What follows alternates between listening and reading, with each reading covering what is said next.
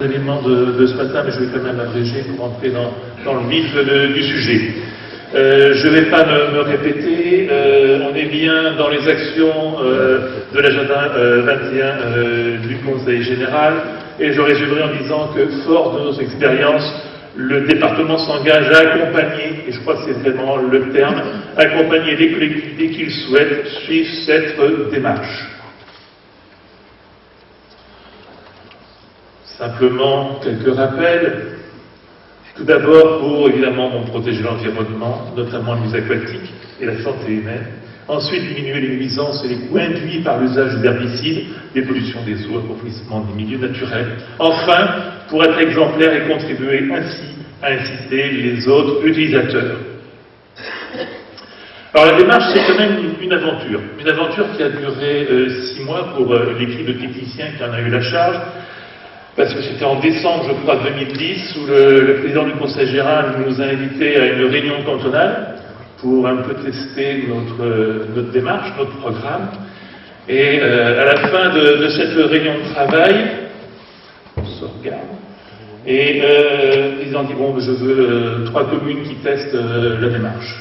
Ok, c'était parti. Donc on avait notre feuille de route, mettre en place la démarche, travailler avec les 3 communes volontaires pour tester tout simplement les outils qui vous sont présentés aujourd'hui et lancer, je dirais, l'opération Charte zéro herbicide. Donc 6 mois quand même, bon, ça a été court, mais bon, l'équipe était motivée, elle s'est renforcée et on a su, je dirais, utiliser les ressources et les savoir-faire en interne.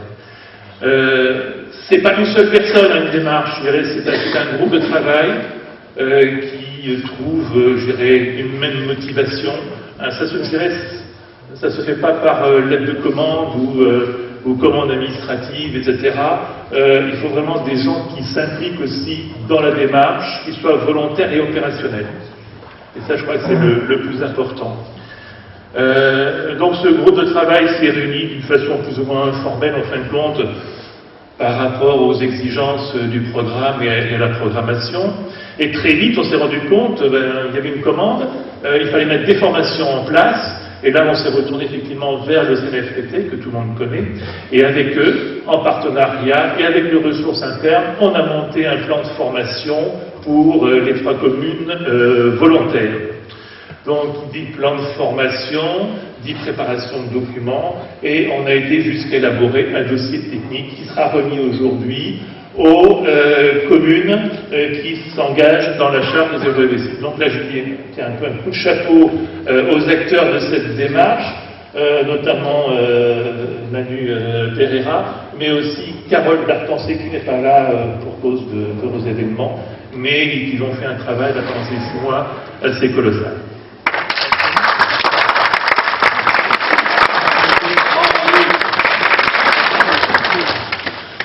Merci.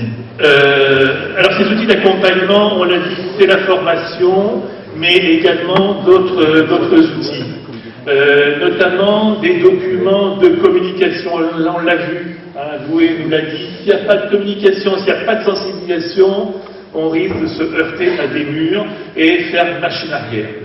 Donc cette journée est là aussi pour communiquer à l'échelle du département. La presse est venue, et c'est vrai, s'est intéressée, on en est ravis, en tout cas pour notre démarche, et j'espère qu'il y aura un écho, qu'il y aura une sensibilisation, et qu'on va pouvoir avancer, en fin de compte, dans ce zéro herbicide. Alors, c'est pareil, à travers les interviews, on me dit zéro herbicide, et j'ai toujours l'impression aussi d'avoir une démarche un peu intégriste. Je crois que c'est Boué l'a dit, il l'a bien dit, il faut aussi rester réaliste. On va tendre vers le zéro herbicide à l'échelle du territoire. Mais le zéro herbicide, c'est surtout une réflexion sur la gestion de son territoire. Ça, je crois que c'est le plus important. Si on ne connaît pas ses pratiques, si on ne connaît pas son territoire, si on ne peut pas qualifier, quantifier, si vous voulez, le mode de gestion et les outils qu'on va mettre en place, on va à un échec. C'est pas du tout thermique, c'est pas du tout balayage, ce sont un ensemble d'outils qu'il va falloir effectivement adaptés à des situations particulières. Et ça, c'est important. Il va falloir, je dirais, de l'imagination aussi. Hein. Alors, l'objet de cette charte, c'est un engagement. C'est l'engagement d'une commune, c'est l'engagement du département. Et le département est là, je dirais, en accompagnement. Donc, on ne va pas non plus vous laisser tomber dans votre démarche. Hein, je pense surtout aux petites communes, où il y a un employé, 2 employés communaux, pas de service technique derrière. C'est vrai que engager une carte de désherbage, comme on va vous le présenter, c'est pas évident non plus. Il faut dégager du temps, du savoir-faire, etc. Et c'est vrai qu'à partir de cette formation-ci, on va déclencher aussi la démarche des savoir-faire. Mais on sera là pour vous accompagner. Là, on ne pourra pas accompagner 40, 50 communes d'un seul coup, hein, heureusement, mais progressivement, je dirais 10 communes, 15 communes, on a des ressources en interne qu'on pourra dégager. Il y aura peut-être même d'autres services en interne qui vont pouvoir effectivement nous accompagner pour pouvoir répondre en fin de compte aux questions et aux attentes. Je crois que c'est surtout ça, c'est vous accompagner dans la démarche et mutualiser les moyens. Hein. C'est un accompagnement et c'est aussi un partage du savoir-faire. Et ce matin, je l'ai un petit peu évoqué, on est là, on sent effectivement qu'il y a une dynamique hein, au niveau du territoire, parce que vous ne seriez pas si nombreux aujourd'hui. Donc cette dynamique, il faut la concrétiser. Et je crois que le partage du savoir-faire, c'est vraiment la meilleure idée. On le voit déjà au niveau des villages fleuris, où les communes qui ont 2, 3 fleurs, on les appelle, les petites communes les appellent, etc., pour avoir du conseil. C'est créer aussi ces réseaux de savoir-faire. Donc je crois qu'on est aussi dans cette démarche, et je crois que c'est important à l'échelle du territoire.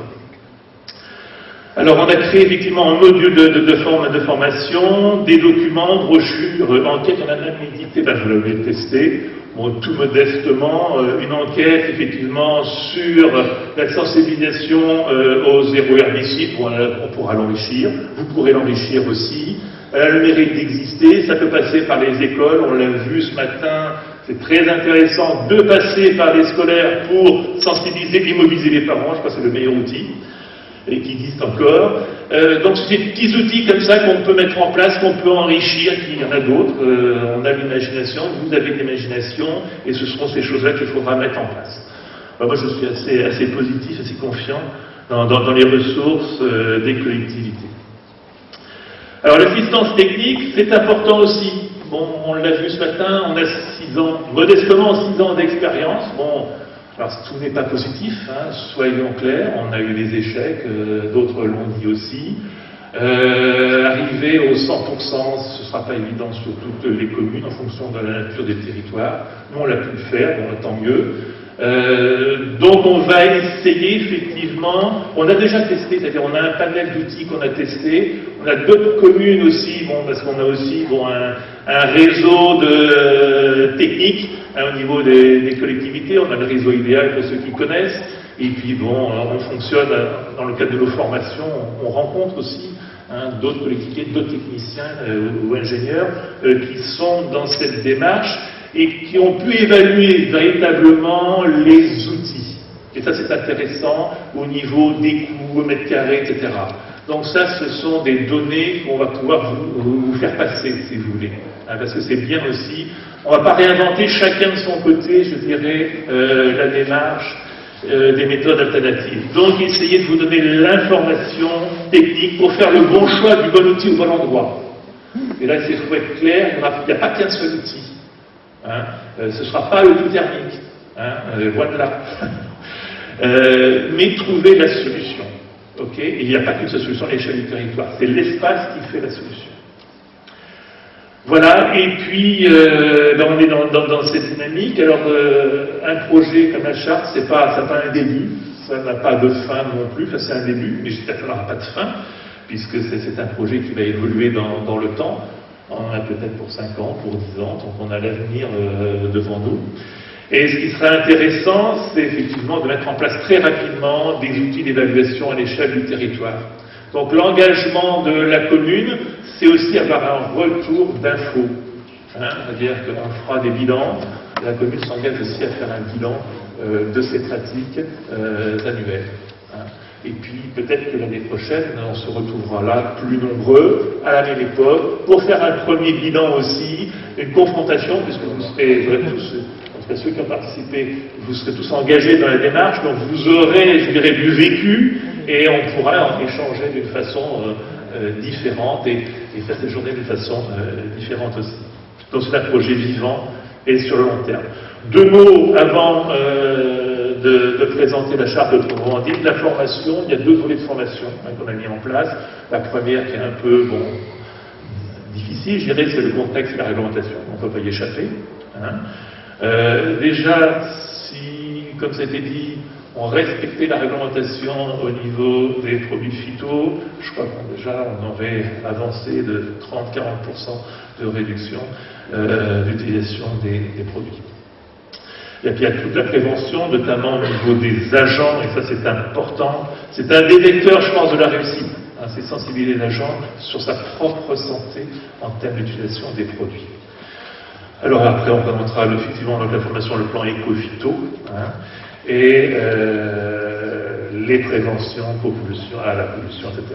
Donc ça c'est la première journée. La deuxième journée sera très opérationnelle, parce qu'on le voit avec les agents des collectivités. Bon, la partie théorique c'est bien, mais on veut tout de suite rentrer dans le concret, avoir de l'outil, etc. Donc avec le service, le pôle paysage, on aura des cas concrets à montrer aux participants. On travaillera sur le plan de désherbage, qui est un outil vraiment d'aide à la décision. Manu vous le présentera. Les principes généraux, je dirais, de la gestion raisonnée, parce qu'on a vu plan de désherbage, ok, zéro herbicide, mais il faut réfléchir sur la gestion de son espace. Ça, c'est indissociable, autrement on va à l'échec. Les techniques alternatives, donc concrètement, on aura des ateliers, il y aura de la pratique. Et puis également sur les équipes, l'étalonnage du matériel, etc. Alors c'est pas une formation certifiée, mais on espère bien avoir le module complémentaire si nécessaire. Donc on y travaille. Et puis comme je vous l'ai dit dans la petite enquête qu'on a fait, donc ces 2 outils complémentaires et à l'échelle du département, ce sera de la communication pour vous aider dans votre parcours. Voilà. Je laisse la place au président.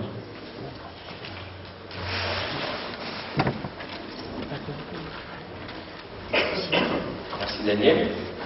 Donc, on va vous présenter le contenu de la charte, pour savoir exactement en quoi s'engagent les communes, c'est dans ce qu'elles ont signé.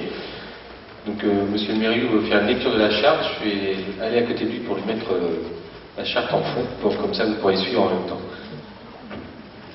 Bon, donc la charte c'est quelque chose de très simple. C'est 3 articles, vous voyez, on ne va pas s'y perdre. C'est d'abord un article qui est consacré aux grands enjeux de cette charte. Ensuite, un article qui va être consacré aux objectifs des communes et des EPCI, des établissements publics de coopération intercommunale. Et enfin, un dernier article qui concerne et qui recense l'ensemble des engagements des partenaires techniques. Voilà, donc je pense qu'elle va s'afficher, si elle veut.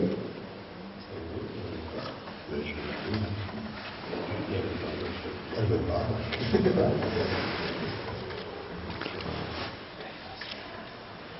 Bon, écoutez, le premier enjeu, donc je vous l'ai dit, ce sont les enjeux. La présente charte, à laquelle toutes les communes et les EPCI du département peuvent adhérer, cette charte donc, a pour objectif de réduire, on dit bien de réduire, l'usage des herbicides de façon à protéger l'environnement et notamment les milieux aquatiques et la santé humaine, ce qu'on a vu tout à l'heure.